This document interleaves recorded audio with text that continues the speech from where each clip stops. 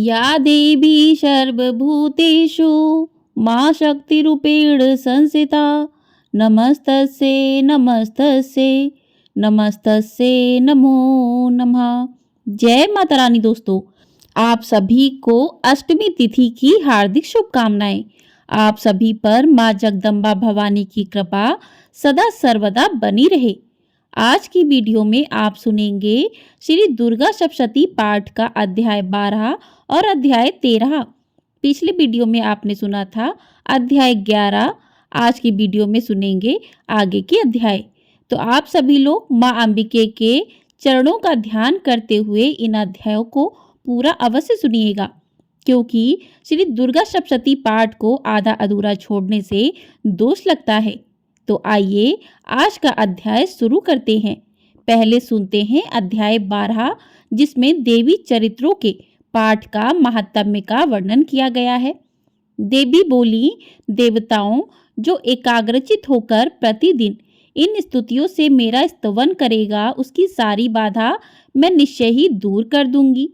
जो मधुकैटभ का नाश, महिषासुर का वध तथा शुंभ निशुंभ के संहार के प्रसंग का पाठ करेंगे तथा अष्टमी, चतुर्दशी और नवमी को जो भी एकाग्रचित हो भक्ति पूर्वक मेरे उत्तम महात्म्य का श्रवण करेंगे, उन्हें कोई पाप छू नहीं सकेगा।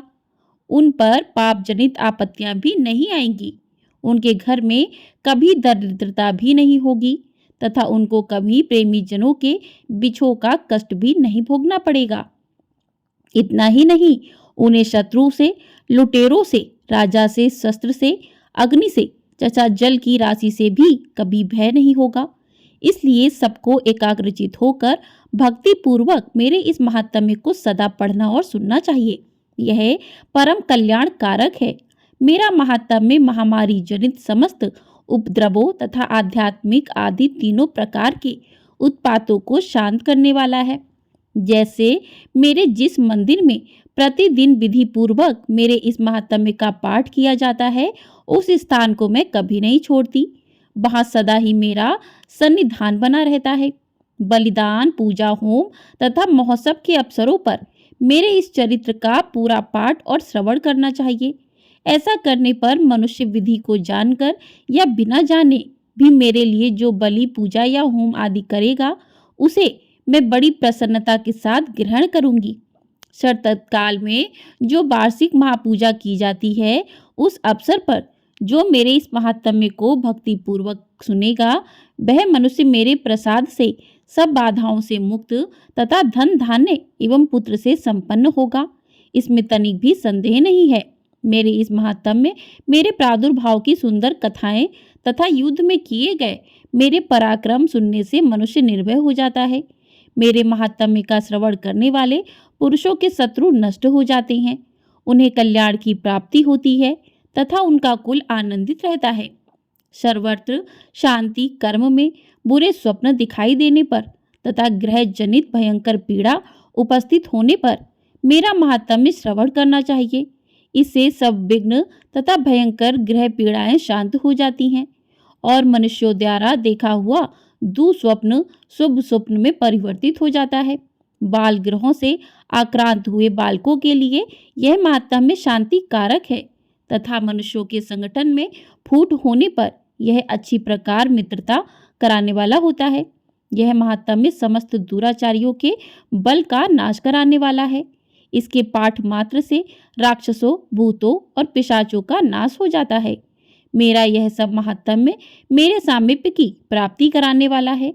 पशु, पुष्प, अर्घ, धूप, दीप, गंध आदि उत्तम सामग्रियों द्वारा पूजन करने से, ब्राह्मणों को भोजन कराने से, होम करने से, प्रतिदिन अभिषेक करने से, नाना प्रकार के अन्य भोगों का अर्पण करने से तथा दान देने आदि से 1 वर्ष तक जो मेरी आराधना की जाती है और उससे मुझे जितनी प्रसन्नता होती है, उतनी प्रसन्नता मेरे इस उत्तम चरित्र का एक बार श्रवण करने मात्र से हो जाती है। यह महात्म्य श्रवण करने पर पापों को हर लेता है और आरोग्य प्रदान करता है। मेरे प्रादुर्भाव का कीर्तन समस्त भूतों से रक्षा करता है तथा मेरा युद्ध विषयक चरित्र दुष्ट दैत्यों का संहार करने वाला है। इसके श्रवण करने पर मनुष्यों को शत्रु का भय नहीं रहता।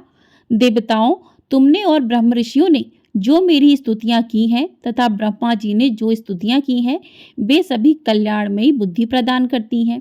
वन में, सूने मार्ग में अथवा दावानल से घिरे जाने पर, निर्जन स्थान में, लिटोरे के दाव में पड़ जाने पर या शत्रुओं से पकड़े जाने पर अथवा जंगल में सिंह, व्याघ्र या जंगली हाथियों के पीछा करने पर, कुपित राजा के आदेश से बंद या बंधन के स्थान में ले जाए जाने पर अथवा महासागर में नाव पर बैठने के बाद भारी तूफान से नाव के डगमग होने पर और अत्यंत भयंकर युद्ध में शस्त्रों का प्रहार होने पर अथवा वेदना से पीड़ित होने पर, कि किम बहुना सभी भयानक बाधाओं के उपस्थित होने पर जो मेरे इस चरित्र का स्मरण करता है, वह मनुष्य संकट से मुक्त हो जाता है।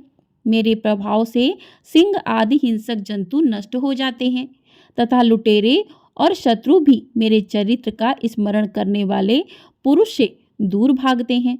ऋषि कहते हैं कि यो कहकर प्रचंड पराक्रम वाली भगवती चंडिका सब देवताओं के देखते ही देखते वहीं अंतर्ध्यान हो गई। फिर समस्त देवता भी शत्रुओं के मारे जाने से निर्भय हो पहले की भांति यज्ञ भाग का उपभोग करते हुए अपने अपने अधिकार का पालन करने लगे। संसार का विध्वंस करने वाले महाभयंकर अतुल पराक्रमी देव शत्रु शुंभ तथा महाबली निशुंभ के युद्ध में देवी द्वारा मारे जाने पर शेष दैत्य पाताल लोक में चले आए।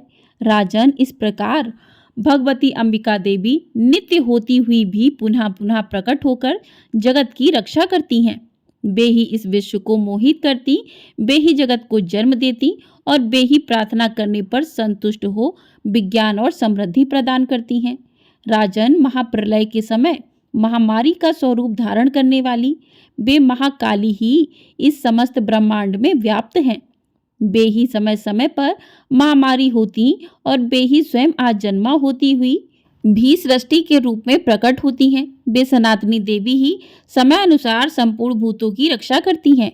मनुष्यों के अभ्युदय के समय वे भी घर में लक्ष्मी के रूप में स्थित हो उन्नति प्रदान करती हैं और वे ही अभाव के समय दरिद्रता बनकर विनाश का कारण होती हैं। पुष्प, धूप और गंध आदि से पूजन करके उनकी स्तुति करने पर वे धन्य, पुत्र, धार्मिक बुद्धि और उत्तम गति प्रदान करती हैं। इस प्रकार से श्री मार्कंडेय पुराण में सावर्णिक मनवंतर की कथा के अंतर्गत देवी महात्म्य में फल स्तुति नामक 12वां अध्याय पूर्ण हुआ। प्रेम से बोलिए माँ भवानी की जय। तो इस प्रकार से अध्याय 12 समाप्त हुआ। अब सुनते हैं अध्याय 13, जिसमें सूरत और वैश्य को देवी का वरदान मिलने का वर्णन किया गया है। ऋषि कहते हैं, राजन, इस प्रकार मैंने तुमसे देवी के उत्तम महात्म्य का वर्णन किया। जो इस जगत को धारण करती हैं, उन देवी का ऐसा ही प्रभाव है। वे ही विद्या उत्पन्न करती हैं। भगवान विष्णु की माया स्वरूपा उन भगवती के द्वारा ही तुम ये वैश्य तथा अन्यान्य विवेकी जन मोहित होते हो, मोहित हुए हैं तथा आगे भी मोहित होंगे। महाराज, तुम उन्हीं परमेश्वरी की शरण में जाओ। आराधना करने पर वे ही मनुष्यों को भोग, स्वर्ग तथा मोक्ष प्रदान करती हैं। मार्कंडेय जी कहते हैं, कौष्टुकी जी, मेधा मुनि के ये वचन सुनकर राजा सूरत ने उत्तम व्रत का पालन करने वाले उन महाभाग महर्षि को प्रणाम किया। वे अत्यंत ममता और राज्य अपहरण से बहुत खिन्न हो चुके थे। महामुने इसलिए विरक्त होकर वे राजा तथा वैश्य तत्काल तपस्या को चले गए और वे जगदम्बा के दर्शन के लिए नदी के तट पर रहकर तपस्या करने लगे। वे वैश्य उत्तम देवी सूक्त का जप करते हुए तपस्या में प्रवृत्त हुए। वे दोनों नदी के तट पर देवी की मिट्टी की मूर्ति बनाकर पुष्प, धूप और हवन आदि के द्वारा उनकी आराधना करने लगे। उन्होंने पहले तो आहार को धीरे धीरे कम किया, फिर बिल्कुल निराहार रहकर देवी में ही मन लगाए एकाग्रता पूर्वक उनका चिंतन आरंभ किया। वे दोनों अपने शरीर के रक्त से प्रोक्षित बलि देते हुए लगातार 3 वर्ष तक संयम पूर्वक आराधना करते रहे। इस पर देवी प्रसन्न होकर जगत को धारण करने वाली चंडिका देवी ने प्रत्यक्ष दर्शन देकर कहा, राजन, तथा अपने कुल को आनंदित करने वाले वैश्य, तुम लोग जिस वस्तु की अभिलाषा रखते हो वह मुझसे मांगो, मैं संतुष्ट हूँ अतः तुम्हें सब कुछ दूंगी। मार्कंडे जी कहते हैं, तब राजा ने दूसरे जन्म में नष्ट न होने वाला राज्य मांगा तथा इस जन्म में भी शत्रुओं की सेना को बलपूर्वक नष्ट करके पुनः अपना राज्य प्राप्त कर लेने का वरदान मांगा। वैश्य का चित्त संसार की ओर से खिन्न एवं विरक्त हो चुका था और वे बड़े बुद्धिमान थे अतः उस समय उन्होंने तो ममता और अहता रूपी आसक्ति का नाश करने वाला ज्ञान मांगा। देवी बोली, राजन, तुम थोड़े ही दिनों में शत्रुओं को मारकर अपना राज्य पुनः प्राप्त कर लोगे। अब वहां तुम्हारा राज्य स्थिर रहेगा। फिर मृत्यु के पश्चात तुम भगवान विवस्वान यानी कि सूर्य के अंश से जन्म लेकर इस पृथ्वी पर सावर्णिक मनु के नाम से विख्यात होगे। वैश्यवर, तुमने भी जिस वर को मुझसे प्राप्त करने की इच्छा की है उसे देती हूँ, तुम्हें मोक्ष के लिए ज्ञान प्राप्त होगा। मार्कंडे जी कहते हैं, इस प्रकार उन दोनों को मनोवांछित वरदान देकर तथा उनके द्वारा भक्ति पूर्वक अपनी स्तुति सुनकर देवी अंबिका तत्काल अंतर्ध्यान हो गई।